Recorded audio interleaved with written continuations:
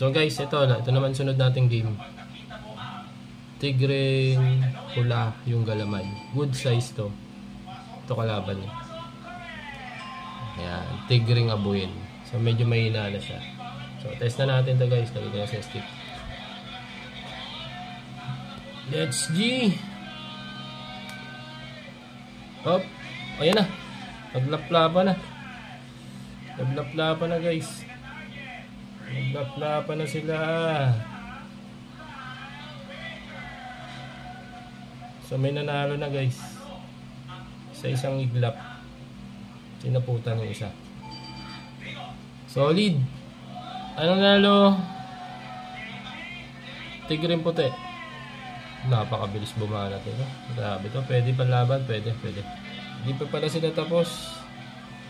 Ayan o. Nakatakas pa pala. Alam ko okay na. So okay na to. Pwede natin laban to sa susunod na linggo.